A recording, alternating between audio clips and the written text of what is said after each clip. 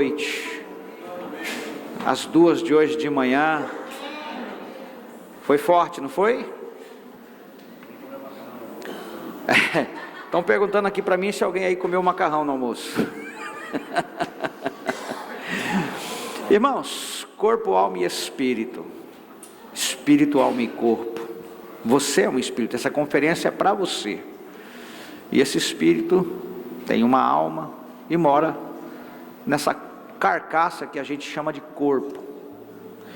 E o que eu acredito que Deus está fazendo nesses dias é alinhar o espírito dele com o seu espírito, para que você possa dar todo o seu potencial para que 2019 você seja bem sucedido financeiramente.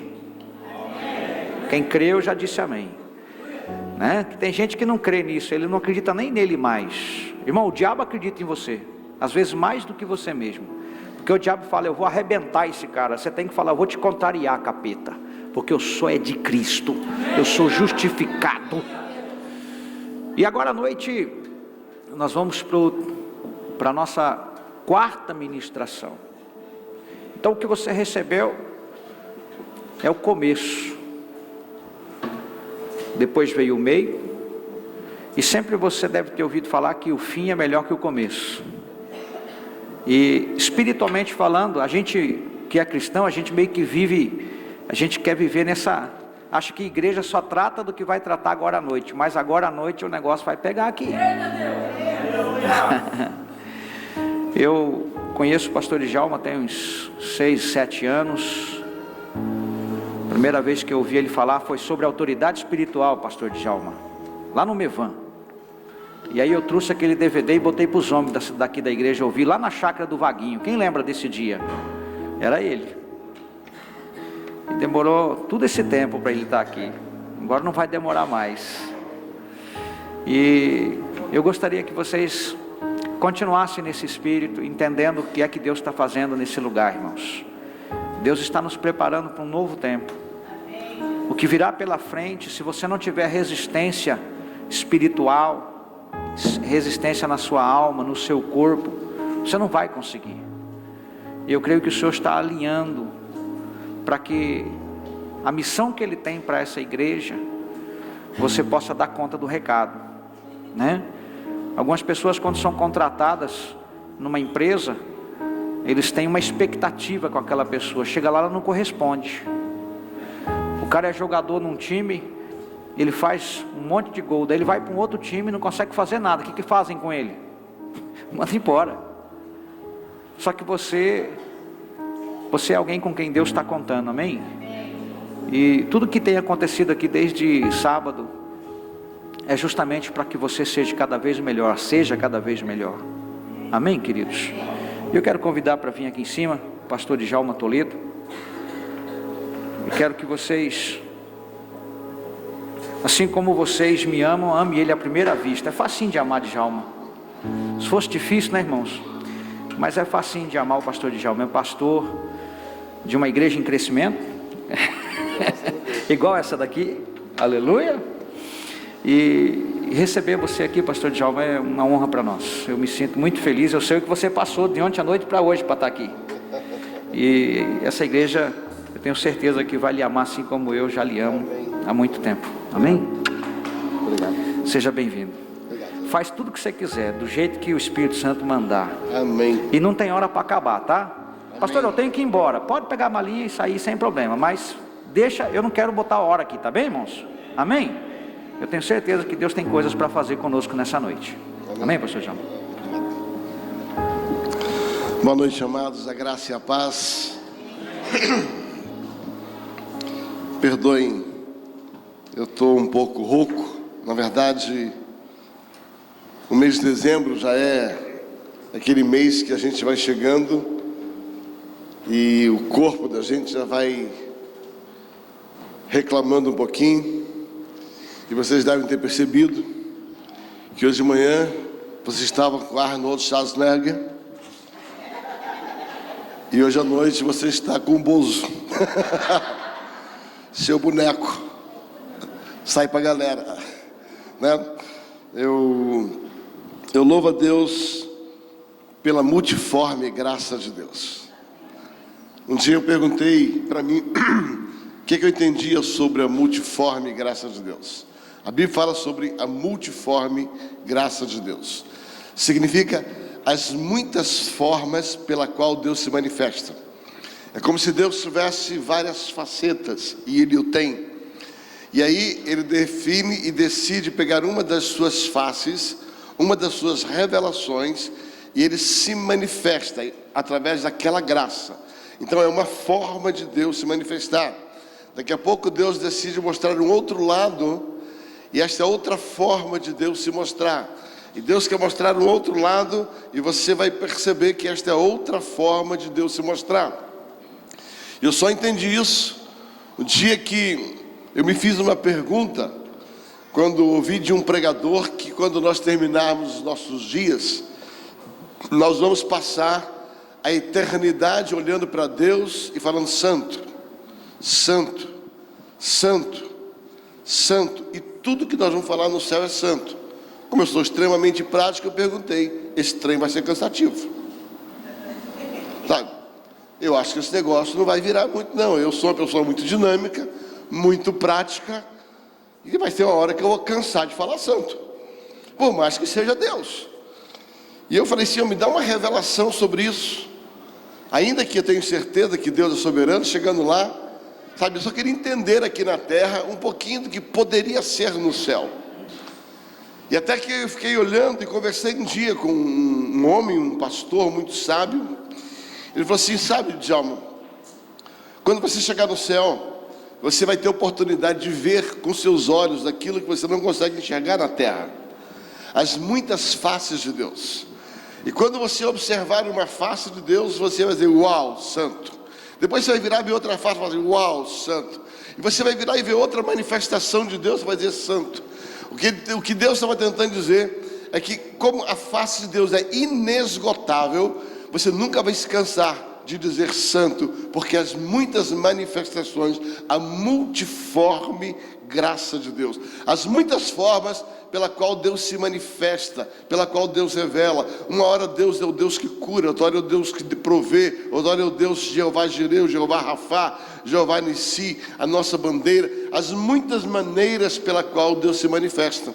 Da mesma maneira, Deus habilita pessoas na terra para estabelecer uma faceta da sua glória, né? E é tão gostoso, embora eu não tenha estado aqui, quando você pode ver uma pessoa carregando o que carrega a respeito de saúde espiritual e física, uma saúde completa, como vocês ouviram hoje pela manhã. É uma maneira de Deus se manifestar. Eu tenho um grande amigo, Dr. Aldri, que é um incentivo para mim, que fala muito a respeito disso, e como nós precisamos ouvir esses desafios, e depois chegar no almoço, ver que os seus pastores e todos os convidados só tomaram água mineral, ninguém tomou Coca-Cola. Você tinha que tirar uma foto para guardar em patrimônio. Não tinha uma Coca-Cola na mesa, não tinha um refrigerante na mesa. Não sei até quando vai durar, mas que hoje não tinha, não tinha. E eu louvo a Deus por aquilo que Ele me chamou aqui para fazer. Quando o pastor Jéder nos convidou para estar aqui, e eu fiz com muita alegria, já era um desejo do meu coração, a gente vem orando sobre o que Deus tem para que a gente possa compartilhar aqui nesta noite. E quando chegou o tema para mim, fechado para balanço, né, algumas coisas me passaram pela mente, algumas coisas inicialmente me passaram. Eu sou da área de contabilidade por formação, eu terminei o técnico em contabilidade, trabalhei num escritório por muitos anos, então de balanço eu entendo. Sou economista de formação, sou economista de formação universitária, então de economia, graças a Deus, eu entendo um pouquinho. Então, quando chegou o tema, a primeira coisa que me veio foi um parecer técnico sobre o que é balanço, né? O que é balanço? Balanço nada mais é do que uma verificação de que estado aquela empresa está. Quando você faz o balanço de uma empresa, é para você averiguar aonde está aquela empresa, qual a posição daquela empresa, qual é o seu passivo, qual é o seu ativo, quanto ela tem, quanto ela conquistou, quanto ela não conquistou, quanto ela ganhou, quanto ela perdeu. O balanço, ela vai trazer o retrato daquela empresa naquele momento.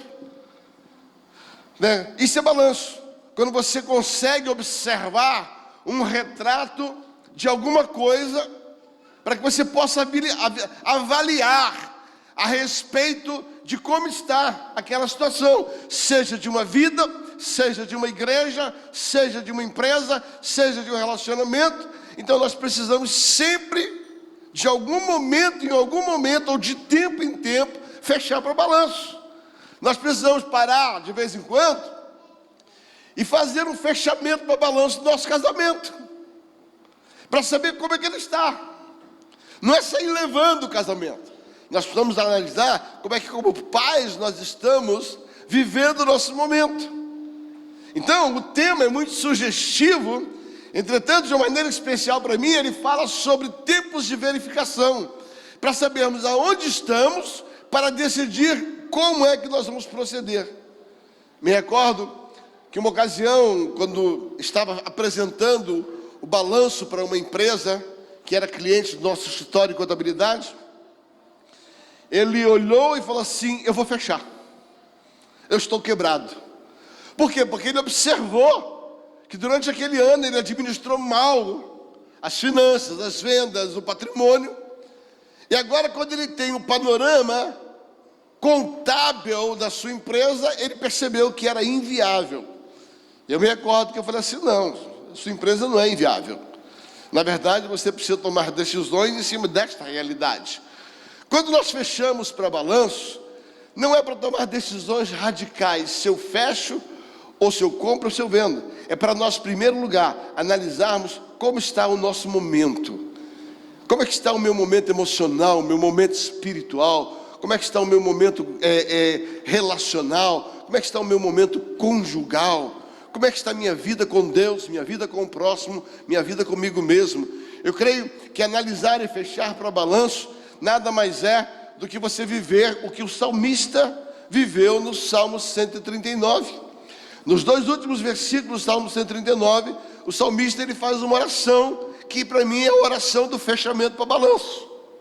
Ele diz assim: sonda-me, ó Deus, e olha o meu coração, e veja se há em mim algum caminho mau, e guia-me pelo caminho eterno. Ele está dizendo assim: Senhor, dá uma fechada no balanço da minha vida, né? Olha a minha vida e observa a minha vida, se nesse fechamento de balanço, nessa sondagem, a minha vida está bem, se eu estou bem na minha vida.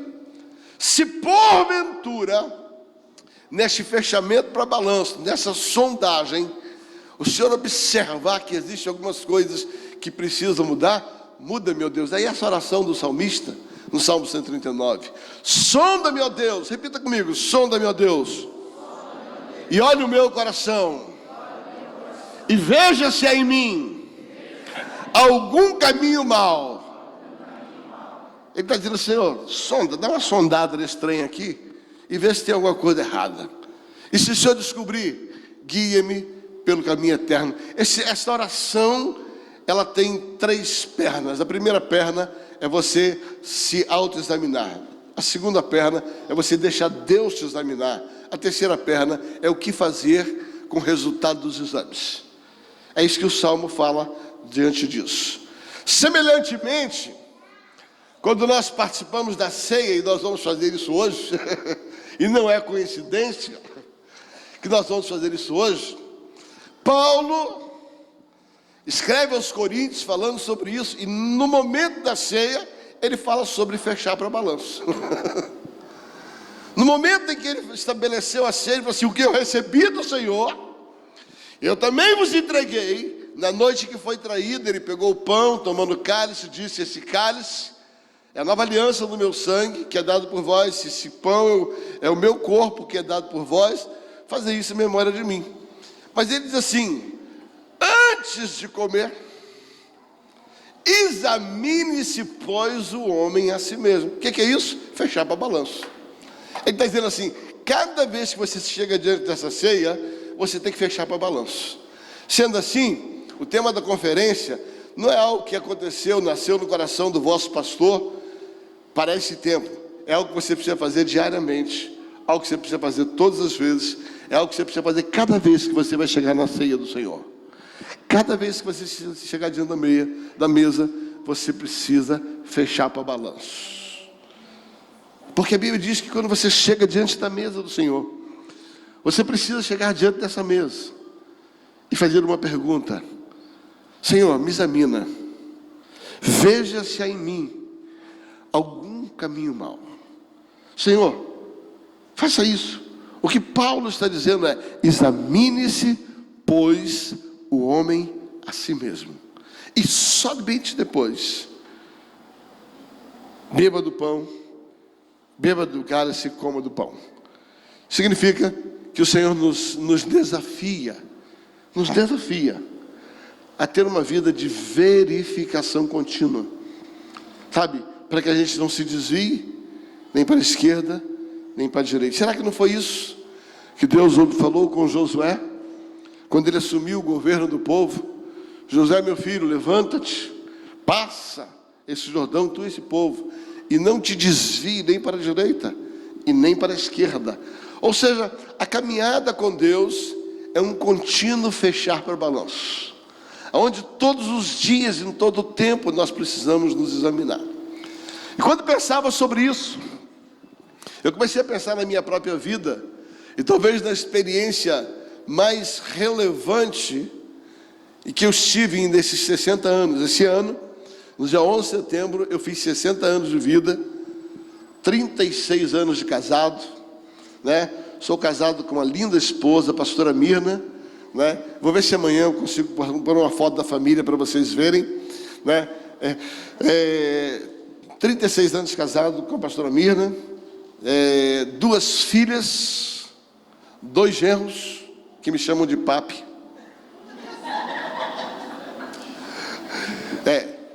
2 genros, né? Nenhuma calopsita, nenhum cachorro, nenhum papagaio, nenhum periquito. Eu moro em apartamento. Mas o Senhor tem nos dado o privilégio de pastorear uma igreja em São Paulo. Chama-se Comunhão Cristã, Verdade e Vida. Uma igreja que tem 8 anos. Deus nos orientou a começar esta igreja no dia 2 de agosto de 2010. Tem certas coisas que a gente só faz porque Deus pede. E essa foi uma delas. E o Senhor tem nos abençoado. Deus tem nos dado uma equipe pastoral, uma igreja aliançada, um povo amado, um povo querido, um povo que nos honra, que nos respeita, que entende o nosso chamado. Então eu louvo a Deus pela minha preciosa igreja. Um pouco antes de vir para cá, como todo bom pastor coruja, já liguei para saber se estava tudo bem, a ordem do culto, né? Eu estava entrando no carro, como a igreja nossa começa às 7 horas lá, como é 1 hora menos, começa no mesmo horário que aqui. Então eu já corri no YouTube para ver se já estava tudo ok, né? Estava chegando aqui, olhando no YouTube se o Ministério da Música estava lá organizado, né? Coisa de pastor, né? Então, pastor Jéder, família pastoral, muito obrigado, tá? Carinho muito grande pela casa que me recebe. Na verdade, eu costumo dizer que uma das melhores coisas que tem é quando você chega numa casa, numa cidade, numa igreja, e você se sente honrado. E a honra não tem nada a ver com dinheiro, a honra tem a ver com quanto de coração existe naquele ato, né? O quanto você se sente amado.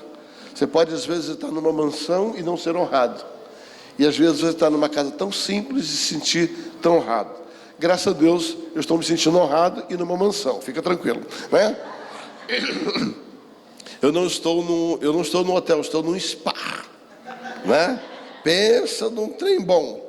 Dormir para recuperar o sono tem sido coisa muito preciosa. Queridos, eu queria que você abrisse a sua Bíblia na carta aos Hebreus. Eu quero pedir a você a permissão de nesta noite fazer desta mensagem um testemunho. Eu quero colocar para você uma das maiores lições que Deus me deu quando um dia, em 1997, eu fechei para balanço. Eu quero fazer desta primeira ministração um desabafo, um testemunho do que eu descobri na minha vida. Foi um marco na minha vida quando eu fechei para balanço naquele ano. E eu tive que tomar algumas decisões a respeito disso. Hebreus, capítulo de número 11.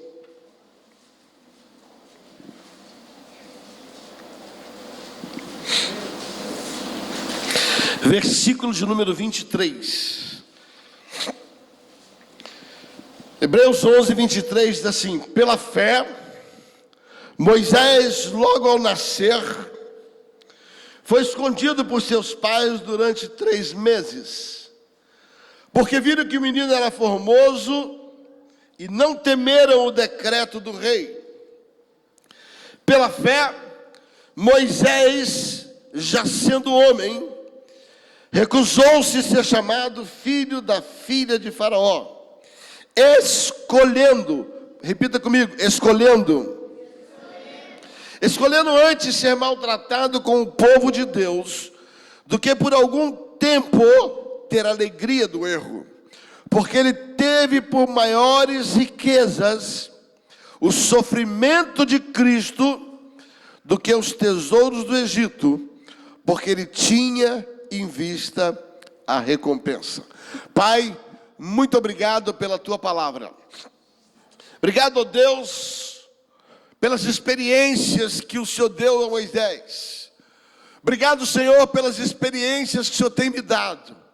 Obrigado pelas experiências que o Senhor tem dado a cada um de nós. E que nesta noite, ao nos expormos a esse propósito, de fecharmos para avaliação, de fecharmos para balanço, fale a tua palavra conosco. A tua palavra é uma semente, e eu declaro que a tua palavra vai encontrar um coração preparado, adubado, fertilizado, para produzir segundo o propósito do Senhor, em nome de Jesus. Quando leio esse texto, eu diria, um dia Moisés fechou para balanço. O versículo de número 22, 23, ele vai falar sobre um período na vida de Moisés que é semelhante à vida de qualquer um de nós, que é o período onde pessoas tomam decisões por nós. Versículo 23 vai dizer que quando Moisés era criança, ao nascer, seus pais observaram que ele era formoso. A palavra formosa a respeito de Moisés aparece em Hebreus capítulo 11, aparece em Atos capítulo 7 e aparece em Êxodo capítulo 2. A mesma palavra nos 3 textos: Êxodo capítulo 2, Atos capítulo 7 e Hebreus capítulo 11. Vai falar a respeito desta expressão. E Moisés era formoso. A palavra formoso no original aqui não é somente uma pessoa bonita. Significa uma pessoa formada. Não é formoso somente de beleza, é a respeito de algo pelo qual ele foi formado. Fala sobre propósito, sobre objetivo. O que o texto está nos dizendo é que quando Moisés nasceu, os seus pais observaram e viram que havia nele um propósito. Ele foi formado para um propósito. Este é o objetivo da palavra formoso na vida de Moisés. Não significa que ele não era bonito, mas o que está por trás da afirmação formoso significa propósito. Está dizendo que quando Moisés nasceu, os seus pais observaram que ele era formoso. E esta foi a razão pela qual seus pais o esconderam por 3 meses. A história de Moisés, eu tenho muita identificação com ela. Quando eu olho para a minha vida pessoal, eu vejo na minha vida pessoal algumas semelhanças com a vida de Moisés, guardadas as longas e distantes proporções. Mas eu percebo que alguns acontecimentos na vida de Moisés têm muito a ver com a minha vida pessoal e com o que Deus fez na minha vida. Existem algumas verdades sobre isso. Assim como Joquebede, mãe de Moisés, quando ele nasceu, ela declarou ao ver o menino é formoso. Essa é a minha experiência quando nasci. Tomei ciência disso há muitos anos. Eu nasci numa família simples, para não dizer pobre, para não dizer bem pobre. Eu nasci numa comunidade no Rio de Janeiro. Eu sou carioca de nascimento, sou paulista de coração e sou mineiro de fala, né? Então, eu nasci numa família carioca. Meu pai e minha mãe eram pessoas muito simples, com poucos recursos. Minha mãe era empregada doméstica, trabalhava numa casa para uma senhora. O meu pai, ele era um homem sem estudo, e ele entregava remédio para uma farmácia de bicicleta. Ele era um menino de entrega de uma farmácia de bicicleta. E gente pobre, meu pai era muito pobre. Eu nasci na favela do Vidigal. A favela do Vidigal é uma favela na zona sul do Rio de Janeiro. Tem uma vista invejável do mar, né? Ela é bem em cima de uma montanha, que você enxerga toda a praia do Leblon, praia de Ipanema. Quem foi ao Rio vai entender o que eu estou dizendo. Ela está no alto, numa encosta do mar, né? E você tem uma vista privilegiada. Mas é uma favela. O lugar onde eu nasci era um lugar que, na ocasião, em 1958, não havia esgoto, não havia água encanada, a luz elétrica era bastante precária, a água pela qual nós consumíamos tudo, desde o banho até a água para beber, era água de poço. Então, existia um lugar lá embaixo, no início da favela, que era uma bica, um poço, né? Tinha um poço, e nós tínhamos que pegar água. E a minha infância inteira, eu peguei a caçamba. Quem já viu o poço sabe como é que tira. Você pega uma caçamba, joga a caçamba lá no fundo, traz a caçamba, enche uma lata e sobe o morro com lata na cabeça. Toda a minha infância foi uma infância muito pobre. Eu passei muito tempo sem ter a presença física com frequência dos meus pais. Não porque eles não quisessem, mas a minha mãe dormia na casa da patroa. Ela ia embora segunda, voltava na quinta, porque ela era babá de uma das filhas da patroa. O meu pai, para poder sustentar a casa, ele teve que arrumar 3 empregos. E ele, de manhã, entregava remédio até a tarde, a tardinha para a noite, ele limpava uma clínica, ele fazia faxina numa clínica, e à noite sim, noite não, ele tomava conta de idosos. Então, para você entender, eu passei a maior parte da minha infância vendo minha mãe aos finais de semana e vendo meu pai dia sim e dia não, noite sim, noite não.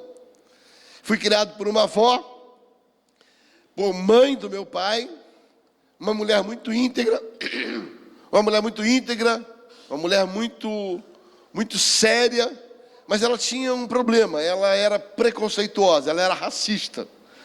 A minha avó era descendente de alemão, então ela loirinha daquele cabelo lambido, com os olhos azuis, bem branquinha mesmo, né? E ela não gostava de pessoas de cor.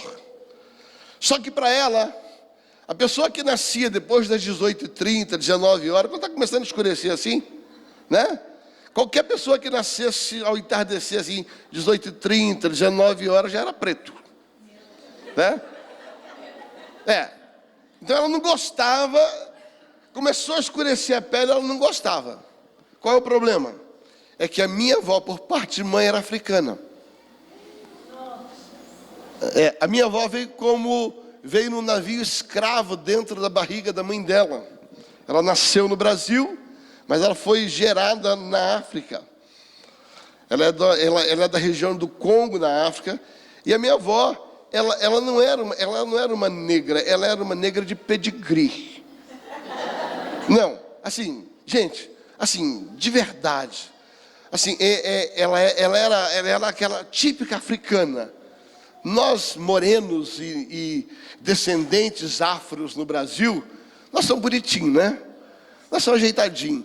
Mas ela não, ela era uma senhora que tinha uma aparência muito ruim. Ela tinha os lábios muito grossos, a pele, o rosto dela. Minha avó realmente era uma mulher sem afeição física agradável. Olhar para ela era muito escura. né? Agora imagina, uma avó alemã e uma avó africana. Meu pai e minha mãe se casam, nasce isso. Objeto indefinido. Eu não sou branco, não sou preto. Tenho 1,80 m, orelha de dumbo, cabeça de Paraíba. E nasci no Rio de Janeiro. Queridos, eu olhava para o espelho e me achava tão feio, mas tão feio. Tão feio, que durante alguns anos eu não olhava para o espelho nem para pentear o cabelo.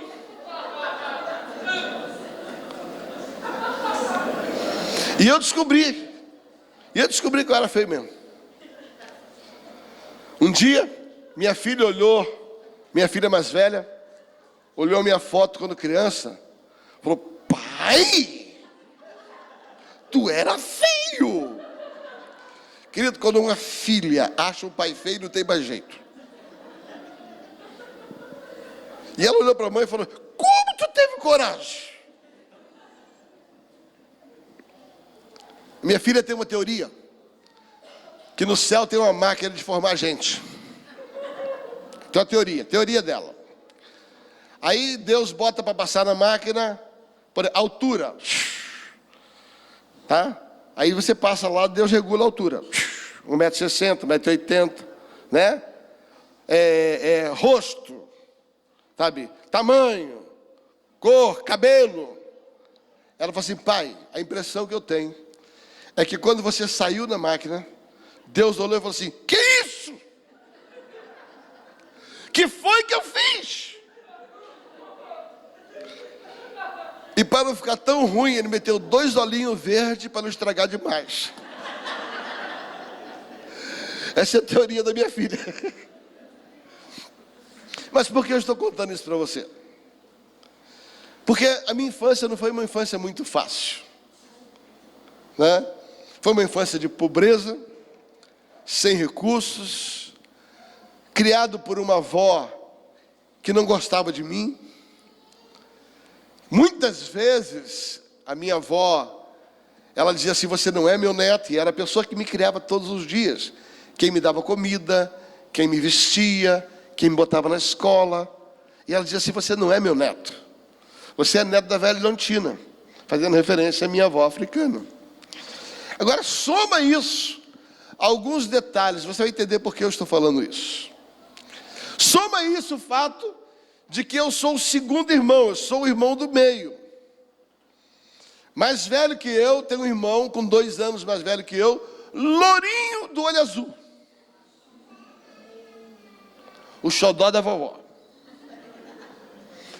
E nasceu depois de mim uma menina, uma bonequinha da vovó. Queridos, eu descobri depois de muito tempo que tem a síndrome do filho do meio.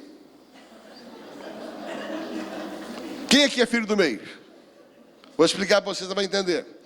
O mais velho é o primogênito, o caçula é o coitadinho, e o do meio...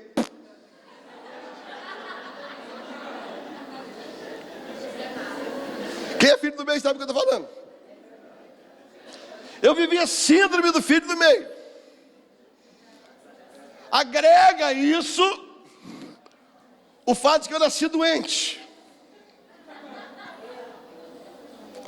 E eu dei muito trabalho. Eu nasci com um problema de calcificação de ossos. E era tão sério, só para você entender, que uma das vezes que eu quebrei o braço, das 7 vezes, eu tropecei, eu sozinho, andando, chorando na areia da praia. Eu na praia, sozinho andando. Eu tropecei no meu pé, caí e quebrei o braço. Querido, eu não caí no asfalto, não estava jogando bola, não caí de bicicleta. Sabe? Era esse o nível de fragilidade.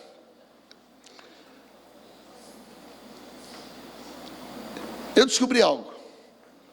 Enquanto você não aprender a lidar com a solidão, com a injustiça, ouça, enquanto você não aprender a lidar com a solidão, com a injustiça e com a rejeição, você não vai ser ninguém.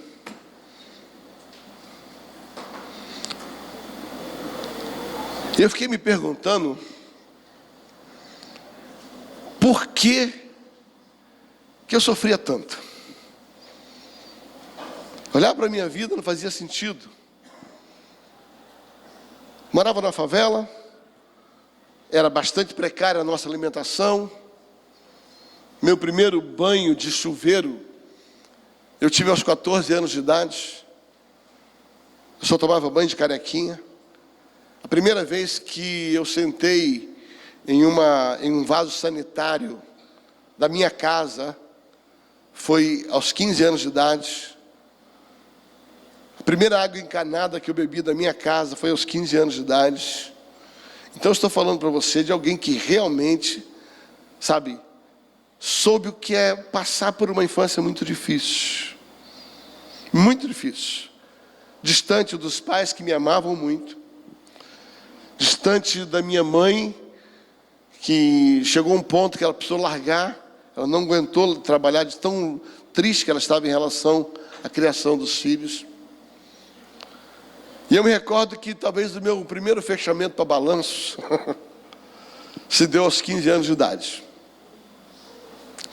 Foi a primeira vez que eu tive que tomar uma decisão depois de avaliar a minha vida. Eu quero tomar isso como princípio para a gente conversar. O fechamento para balanço serve para você analisar como você está e o que fazer a partir dali. Isso para mim é fechar para balanço. E aos 15 anos, era dia do meu aniversário, dia 11 de setembro. Eu vinha da escola muito feliz. Meu aniversário, 15 anos. Eu estava descendo uma ladeira, ia começar a subir para minha casa. E eu me encontrei com 3 rapazes. E esses 3 rapazes me pararam junto ao poço onde eu tirava água. Bem perto do poço. E eles falaram assim: ô Vara, meu apelido era Vara, eu era bem magro. Ele falou assim: ô Vara, hoje é seu aniversário. Eu falei: é seu aniversário. Então nós temos um presente para você. Eles tiraram toda a minha roupa, me deixaram de cueca no meio da favela, pegaram umas varas assim, e me bateram.